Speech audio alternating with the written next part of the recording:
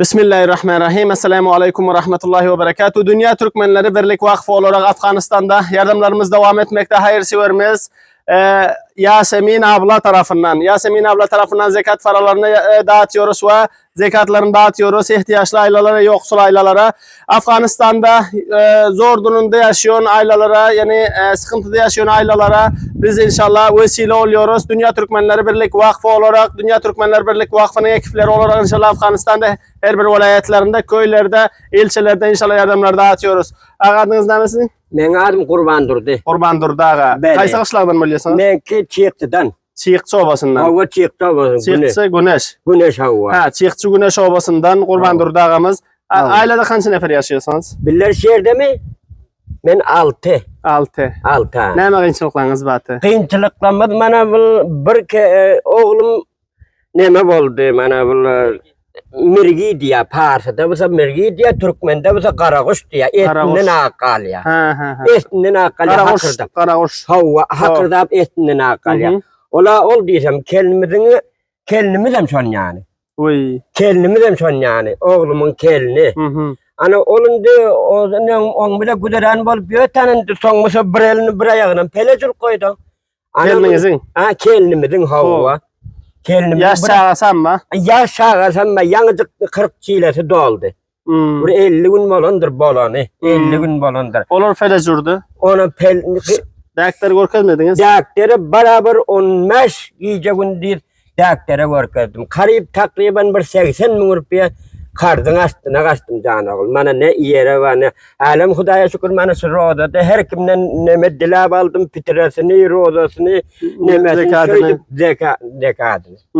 Zekada ha bir nemet. İşliyon bir özünüz indişi billah. Hava özümüz ha.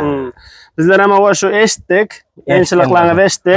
Hayırseverlerimiz var bana şu hayırseverlerimiz tarafından Yasemin abla diyor Türk soydaşımız. Buna vesile olanlar var. Hacı Ahmet Gülağa'nın oğulları vesile oldular. Yani böyle yardımlarını verdiler. Şuların yardımlarına size dem getirdik inşallah. Sevmeyin. Anağınıza var. Evet, sonra bir muafkan naktadan veriyoruz. Şu Yasemin abla tarafından tamam inşallah. Şu aklınıza arz edersiniz bana. Kudavan kamyab etsin. 500 bir muafkanı. Bir muafkanı. Bana birinci un bize arselerim var. Şu Yasemin ablanın ailesinin sağlığı için şulara inşallah bir dua edip verseniz olacak ekene. Yasemin abla. İlahi amin. Kudavan kamyab etsin. İki dünyanın avad etsin. Kudayan her niyete verilmese Kudavan kabul etsin. Amin. Hudaya kurbanım olayım billahi müşkülatlarımızı Hudavan meridlerimizi Hudaya ciddi acil şifa versin Hudaya kurbanım olayım. Benim oğlum bir işlap nemedip ben 60 ayla gittim şipilla bir yere gittim 66-67 yaşımda sonunda da ben ana mecburluk vasanim ilacım yokken bunu etmesen olacak da lekin ilahi amin taparlarınız bir hatar var. Nereye gittiniz şipilla? İşe mi? İşe gittim ha şöyle bir 200 rupiye vereyim dedi de. Ana sonra günlükçülüğe gittim. Hava son bir ay tanesinden gelecek oyuna dedi. Hava yardım getirecek. Hava. Tamam inşallah. Biz inşallah hem kar gelirsin inşallah. Bana bil hovlu sanim kireye. Kireye otuyorsunuz bir yerde. Kireye otuyorsun. Kaç kireye? 15 rupiye aylık 15 rupiye.